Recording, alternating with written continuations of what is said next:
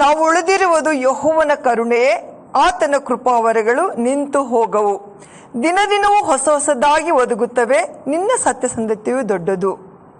ದೇವರು ಅನುದಿನವೂ ನಮ್ಮ ಭಾರವನ್ನು ಹೊತ್ತು ನಮ್ಮನ್ನು ಪರಿಪಾಲಿಸಿ ಕಾಯ್ದು ಕಾಪಾಡುತ್ತಿರುವಂಥ ದೇವರಿಗೆ ಈ ಬೆಳಗಿನ ಸಮಯದಲ್ಲಿ ಸ್ತೋತ್ರದೊಂದಿಗೆ ಕೀರ್ತನೆಗಳ ಪುಸ್ತಕ 103ನೇ ಅಧ್ಯಾಯ 1ರಿಂದ 4 ವಚನಗಳನ್ನು ಧ್ಯಾನಿಸೋಣ. 1ನೇ ವಚನದಲ್ಲಿ ಹೀಗೆ ಬರೆಯಲ್ಪಟ್ಟಿದೆ: ನನ್ನ ಮನವೇ ಯೆಹೋವನನ್ನು ಕೊಂಡಾಡು, ನನ್ನ ಸರ್ವೇಂದ್ರಿಗಳೇ ಆತನ ಪವಿತ್ರ ನಾಮವನ್ನು ಕೀರ್ತಿಸಿರಿ. ನನ್ನ ಮನವೇ ಯೆಹೋವನನ್ನು ಕೊಂಡಾಡು, ಆತನ ಉಪಕಾರಗಳಲ್ಲಿ ಒಂದನ್ನು ಮರೆಯಬೇಡ. ಪ್ರಿಯ ದೇವರ ಮಕ್ಕಳೇ, ಅನುದಿನವೂ ನಮ್ಮನ್ನು ಪರಿಪಾಲಿಸುತ್ತಿರುವಂಥ ದೇವರಿಗೆ ಸ್ತೋತ್ರಗಳನ್ನು ಸಲ್ಲಿಸುತ್ತಾ ಈ ವಚನವನ್ನು ನಾವು ಧ್ಯಾನ ಮಾಡೋಣ. ಕೀರ್ತನೆಗಾರನಂತ ದಾವೀದನು ತನ್ನ ಬಾಲ್ಯ ಯೌವನದ ಅನೇಕ ಸಮಯವನ್ನ ಆತನು ಕುರಿಗಳೊಂದಿಗೆ ಕುರಿಯನ್ನು ಕಾಯುತ್ತಾ ಅರಣ್ಯದಲ್ಲಿ ಒಂಟಿಯಾಗಿ ಕಳೆದಿದ್ದರಿಂದ ಅವನು ಅನೇಕ ವೇಳೆ ತನ್ನ ಆತ್ಮದೊಂದಿಗೆ ಮಾತನಾಡಿಕೊಳ್ಳುತ್ತಾ ಸಂತೈಸಿಕೊಳ್ಳುತ್ತಾ ಇದ್ದನು. ಪ್ರಿಯರೇ, ಕೀರ್ತನೆ 42:5 ಹೇಳುತ್ತದೆ: ವರ್ಷಾರಂಭದಿಂದ ವರ್ಷ ಅಂತ್ಯದವರೆಗೆ ನಿಮ್ಮನ್ನು, ನಿಮ್ಮ ಕುಟುಂಬವನ್ನು, ಮಕ್ಕಳನ್ನು ಕಾಪಾಡಿ ನಡೆಸಿ, ಜೀವವನ್ನು, ಸೌಖ್ಯವನ್ನು, ಬಲವನ್ನು ಅನುಗ್ರಹಿಸಿ, ಆರಂಭದಿಂದ ಕೊನೆಯವರೆಗೂ ಕಣ್ಣಿನ ಗುಡ್ಡೆಯಂತೆ ಕಾಪಾಡಿದ ಆತನನ್ನ ನಾವು ಎಷ್ಟು ಸ್ತುತಿಸಿದರೂ ಅದು ಕಡಿಮೆಯಾಗಿದೆ. ಪ್ರೇರೆ, ನನ್ನ ಸರ್ವೇಂದ್ರಿಗಳೇ ಎಂಬುದಾಗಿ ಆತನು ಹೇಳುವಾಗ ಆತನ ಪವಿತ್ರ ನಾಮವನ್ನು ಕೀರ್ತಿಸಿರಿ. ಸರ್ವೇಂದ್ರಿಗಳು ಅಂದರೆ ಒಳಗಿನ ಅಂಗಗಳು ಎಂಬ ಅರ್ಥದಲ್ಲಿ ಹೇಳಿದೆ. ಈ ಭೂಮಿಯಲ್ಲಿರಲು ಒಂದು ಶರೀರವನ್ನು ಕೊಟ್ಟಿದ್ದಾನೆ ಪ್ರೇರೆ ದೇವರು. ಈ ಶರೀರವು ಆತನ ಅದ್ಭುತ ಸೃಷ್ಟಿಯಾಗಿದೆ.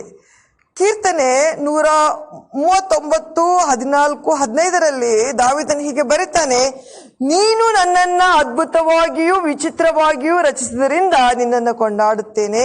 ನನ್ನ ಅಂತರಿಂದ್ರಿಯವನ್ನ ಉಂಟು ಮಾಡಿದವನು, ತಾಯಿಯ ಗರ್ಭದಲ್ಲಿ ನನ್ನನ್ನು ರೂಪಿಸಿದವನು ನೀನಲ್ಲವೋ ಎನ್ನುತ್ತಾನೆ. ಪ್ರೇರೆ, ಪ್ರತಿ ಹೃದಯದ ಬಡಿತವು, ಪ್ರತಿ ಶ್ವಾಸವು ಕರ್ತನ ಕೃಪೆಯಾಗಿದೆ. ಪ್ರೇರೆ, ನಾವು ಉಳಿದಿರುವಂಥದ್ದೇ ಆತನ ಕೃಪೆಯಾಗಿದೆ. ನಮ್ಮ ಶರೀರದಲ್ಲಿ ನಾವೇ ತಾನಾಗೇ ಒಂದು ಚಲಿಸುವಂತ ಒಂದು ಅಂಗಗಳಿವೆ. ಕರ್ತನು ಚಾಲನೆ ಮಾಡುವ ಅಂಗಗಳಿವೆ. ಹೃದಯ, ಶ್ವಾಸಕೋಶ ಮುಂತಾದ ಅಂಗಗಳನ್ನು ಕರ್ತನೇ ನಿಯಂತ್ರಿಸುವನು. ಸರ್ವೇಂದ್ರಿಯಗಳ ಒಡೆಯನು ಆತನೇ ಆಗಿರುವುದರಿಂದ ನಾವು ಆತನನ್ನ ಸ್ತುತಿಸಬೇಕಾಗಿದೆ. 2ನೇದಲ್ಲಿ ನಾವು ನೋಡ್ತೇವೆ ಪಾಪ ಕ್ಷಮೆ. ಕೀರ್ತನೆ 103:3 ಹೇಳ್ತಾ: ಆತನು ನಿನ್ನ ಎಲ್ಲಾ ಅಪರಾಧಗಳನ್ನು ಕ್ಷಮಿಸುವನು. ಒಬ್ಬ ವ್ಯಕ್ತಿಗೆ ಕರ್ತನು ಕೊಡುವಂತ ಮೊದಲನೇ ಆಶೀರ್ವಾದ ಪ್ರೇರೆ, ಯೇಸು ಕ್ರಿಸ್ತನು ನಮ್ಮೆಲ್ಲರಿಗೂ ಕೊಡುವಂತ ಆಶೀರ್ವಾದಗಳು ಅದು ಪಾಪ ಕ್ಷಮೆಯಾಗಿದೆ. ಪ್ರೇರೆ, ಪಾಪ ಕ್ಷಮಿಸಲ್ಪಡದೆ ಹೋದರೆ ಅವನು ಸೈತಾನನಿಗೆ ಗುಲಾಮನಾಗುವನು, ಕೊನೆಯಲ್ಲಿ ನಿತ್ಯ ನರಕಕ್ಕೆ ಹೋಗಬೇಕಾಗುವುದು. ಆದರೆ ರಕ್ತಧಾರೆ ಇಲ್ಲದೆ ಪಾಪ ಪರಿಹಾರವಿಲ್ಲ ಎಂಬುದಾಗಿ ಇಬ್ರಿಯ ಪತ್ರಿಕೆ 9:22 ನಾವು ಓದ್ತೇವೆ. ಪ್ರೇರೆ, ಪಾಪ ನಿವಾರಣೆಗಾಗಿ ಯೇಸು ಕ್ರಿಸ್ತನು ಕಲ್ವಾರಿ ಶಿಲ್ಬೆಯಲ್ಲಿ ಪಾಪ ಪರಿಹಾರಕ ಯಜ್ಞವಾಗಿ ತನ್ನನ್ನೇ ಅರ್ಪಿಸಿದನು. ಪಾಪಿಗಳಲ್ಲಿ ತನ್ನನ್ನು ಒಬ್ಬನಾಗಿ ಎಣಿಸಿಕೊಂಡು ಬಹು ಜನ ದ್ರೋಹಿಗಳ ಪಾಪವನ್ನು ಆತನು ತನ್ನ ಮೇಲೆ ಹೊತ್ತುಕೊಂಡನು. ಪ್ರೇರೆ, ಪಾಪ ಅಕ್ರಮಗಳನ್ನು ಕ್ಷಮಿಸಲು ಯೇಸು ಕ್ರಿಸ್ತನು 3 ಕಾರ್ಯಗಳನ್ನು ಮಾಡಿದನು. ಅದರಲ್ಲಿ ನೋಡ್ತೇವೆ, 3ನೇದಾಗಿ ಬಹು ಜನದ್ರೋಹಿಗಳ ಪಾಪವನ್ನು ತಾನೇ ಹೊತ್ತನು ಎಂಬುದಾಗಿ. ಆದ್ರಿಂದ ನಮ್ಮ ಪಾಪಗಳನ್ನು ಒಪ್ಪಿಕೊಂಡು ಅರಿಕೆ ಮಾಡಿದರೆ ನಮ್ಮನ್ನು ಶುದ್ಧಿ ಮಾಡುವನು, ಪಾಪಗಳನ್ನು ಕ್ಷಮಿಸುವ ಆತನು ಆಗಿದ್ದಾನೆ. ಆದ್ದರಿಂದ ನಾವು ಆತನನ್ನ ಸ್ತುತಿಸಬೇಕಾಗಿದೆ. 3ನೇ ವಚನದಲ್ಲಿ ನೋಡುತ್ತೇವೆ, ಆತನು ವ್ಯಾಧಿಗಳನ್ನು ಗುಣಪಡಿಸುವಂತ ದೇವರಾಗಿದ್ದಾನೆ. ಸಮಸ್ತ ರೋಗಗಳನ್ನು ವಾಸಿ ಮಾಡುವನು. ಪ್ರಿಯರೇ, ವರ್ಷವಿಡೀ ನಮಗೆ ಅನೇಕ ಕಾಯಿಲೆಗಳು, ರೋಗಗಳು ನಮ್ಮನ್ನ ಅಂಟಿಕೊಂಡಿರಬಹುದು.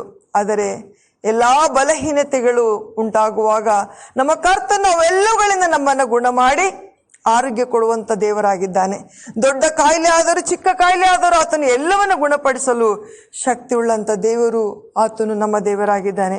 ಅನೇಕ ವ್ಯಾಧಿಗಳನ್ನು ಗುಣಪಡಿಸಲಾರದೆ ವೈದ್ಯರು ಕೈ ಬಿಡುತ್ತಾರೆ. ಆದರೆ ನಮ್ಮ ಕರ್ತನು ತಾನೇ ಪರಮ ವೈದ್ಯನಾಗಿ ನಮ್ಮ ಬೇನೆಗಳನ್ನು ತಾನೇ ತೆಗೆದುಕೊಂಡು ನಮ್ಮ ರೋಗಗಳನ್ನು ಹೊತ್ತುಕೊಂಡನು. ಮತ್ತಾಯನ ಸುವಾರ್ತೆ 8:17 ನೋಡ್ತೇವೆ, ಆತನ ಬಾಸುಂಡೆಗಳಿಂದ ನಮಗೆ ಗುಣವಾಯಿತು. ಯೆಶಾಯ 53:5 ನಮ್ಮ ಆರೋಗ್ಯದಾಯಕನನ್ನ ನಾವು ಕೊಂಡಾಡಬೇಕಾಗಿದೆ. ಪ್ರೇರೆ, 4ನೇ ವಚನದಲ್ಲಿ ಹೇಳುತ್ತದೆ, ನಿನ್ನ ಜೀವನ ನಾಶದಿಂದ ತಪ್ಪಿಸುವನು ಎಂಬುದಾಗಿ. ಹೌದು, ಈ ಬೆಳಗಿನ ಸಮಯದಲ್ಲಿ ಆತನು ನಮ್ಮ ಜೀವವನ್ನು ನಾಶದಿಂದ ತಪ್ಪಿಸುವನು.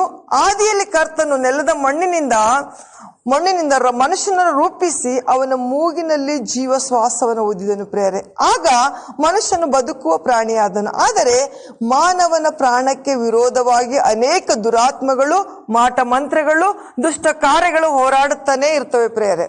ಆದರೆ ನಮ್ಮ ಪ್ರಾಣಗಳು ಕರ್ತನ ದೃಷ್ಟಿಯಲ್ಲಿ ಅಮೂಲ್ಯವಾಗಿರೋದ್ರಿಂದ ಎಲ್ಲಾ ವಿಧವಾದ ನಾಶಕ್ಕೂ ಕರ್ತನು ತಪ್ಪಿಸಿ ಕಾಪಾಡುವಾತನಾಗಿದ್ದಾನೆ.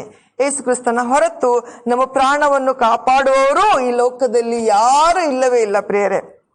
ನಮಗಾಗಿ ಪ್ರಾಣವನ್ನು ಕೊಟ್ಟಿರುವ ಜೀವನಾಯಕನು ಆತನೇ ಆಗಿರೋದ್ರಿಂದ ನಾವು ಆತನೆಯನ್ನ ಕೊಂಡಾಡಬೇಕಾಗಿದೆ, ಆತನ ನಾಮವನ್ನು ಸ್ತುತಿಸಬೇಕಾಗಿದೆ. 5ನೇ ವಚನ ಹೀಗೆ ಹೇಳುತ್ತದೆ, 4ನೇದಲ್ಲಿ ಕೊನೆ ಭಾಗದಲ್ಲಿ, ಆತನು ನಮ್ಮನ್ನ ಪ್ರೀತಿ ಕೃಪೆಗಳಿಂದ ಶೃಂಗರಿಸುವವನಾಗಿದ್ದಾನೆ ಎಂಬುದಾಗಿ. ಈ ಪ್ರಪಂಚದಲ್ಲಿ ಕಣ್ಣಿಗೆ ಕಾಣುವಂತ ಬಂಗಾರ, ವಜ್ರ, ವೈಡೂರ್ಯಗಳಿಂದ ಕಿರೀಟಗಳುಂಟು. ಇವುಗಳನ್ನ ರಾಜರು, ಮಹಾರಾಜರು ಧರಿಸ್ತಾರೆ. ನಾವು ಅನೇಕ ಕಡೆಯಲ್ಲಿ ನೋಡ್ತೇವೆ ಪ್ರೇರೆ. ಆದರೆ ದಸರಾ ಸಮಯಗಳಲ್ಲಿ ಮೈಸೂರಿನಲ್ಲಿ ಕೂಡ ಮಹಾರಾಜರು ಧರಿಸುವಂಥದ್ದು ಅಥವಾ ಅನೇಕ ಕಡೆಗಳಲ್ಲಿ ಈ ಒಂದು ಕಿರೀಟಗಳನ್ನ, ವಜ್ರ ವೈಡೂರ್ಯಗಳಿಂದ ಮಾಡಿರುವಂಥ ಕಿರೀಟಗಳು ಸನ್ಮಾನಕ್ಕೆ ಒಂದು ಸೂತ್ರ ಎಂಬುದಾಗಿ ಅನೇಕರು ಉಡಿಸುವಂತ ನೋಡುತ್ತೇವೆ. ಆದರೆ ರಾಜಾದಿರಾಜನಂತ ಕರ್ತನು ತನ್ನ ಮಕ್ಕಳಿಗೆ ಆತನು ಹೇಳ್ತಾನೆ, ಆತನು ತೊಡಿಸುವಂತ ಕಿರೀಟ ಅದು ನಮ್ಮ ಕಣ್ಣಿಗೆ ಕಾಣದೇ ಆಗಿದ್ದರೂ ಕೂಡ ಅದು ಪ್ರೀತಿಯ ಕೃಪೆಯ ಕಿರೀಟಗಳಾಗಿದೆ.